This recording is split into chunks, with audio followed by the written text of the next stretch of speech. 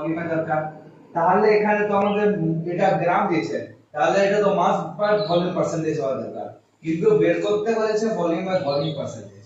তাহলে এখানে ডেনসিটি দিয়ে একটা হিন্ট দিয়েছে। এখানে ডেনসিটি মানেটা কি? ডেনসিটিটা মানে হলো মাস বাই ভলিউম। তাহলে m by v is equal to 1/2। আচ্ছা বল, এখানে v টা আমরা জানি না, এখানে v টা একটা ভেরিয়েবল, কিন্তু আমরা তো মানে ওয়াটারের মাস দেওয়া আছে 100 গ্রাম, তাহলে আমরা তো বের করতে পারি।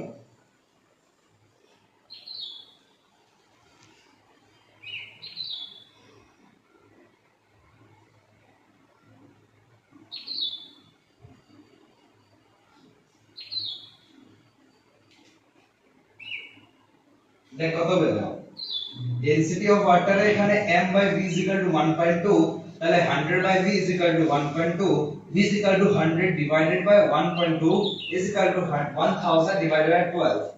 এটা হলো ওয়াটারের মানে ভলিউম। এবার এখানে কি বলেছে, এখানে মানে এটা যত আছে এটা হচ্ছে মানে কম আছে, তাহলে এটা হলো সলভেন্ট আর এটা হলো সলিউট। এবার ভলিউম বাই ভলিউম পার্সেন্টেজে কি দরকার? সলিউশন। তাই আমাদেরকে ভলিউম অফ সলিউশন বের করতে হবে।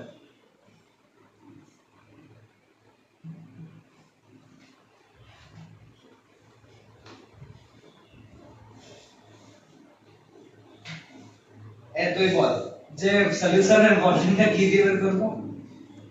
করো করো করো বলো। একদম কিছু পড়াশোনা করিস না। ভলিউম বা সলিউশন করে দাও, তুমি করে দাও, তুমি করে দাও। বের করার জন্য আমাদের সলিউট আর সলভেন্টের ভলিউমকে মিক্স করতে হবে। তো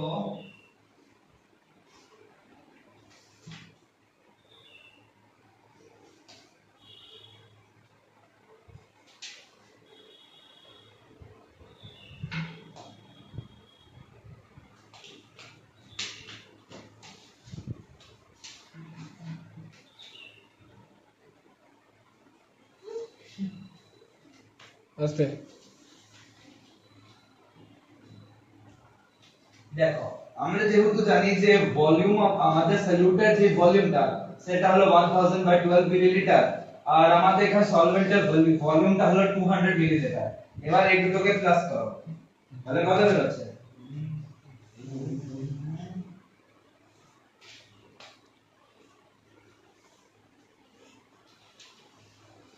তো দেখো এবার আমাদের বের হচ্ছে 3400 ডিভাইডেড বাই 12 মিলিলিটার।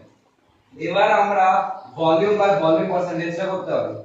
তাহলে v বাই v পার্সেন্টেজ,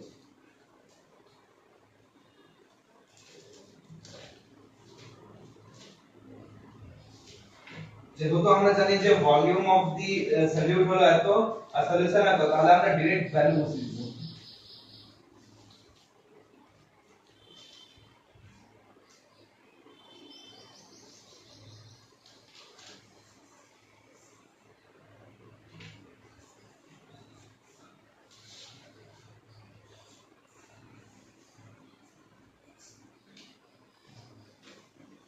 দেখো এবার ভ্যালু গুলো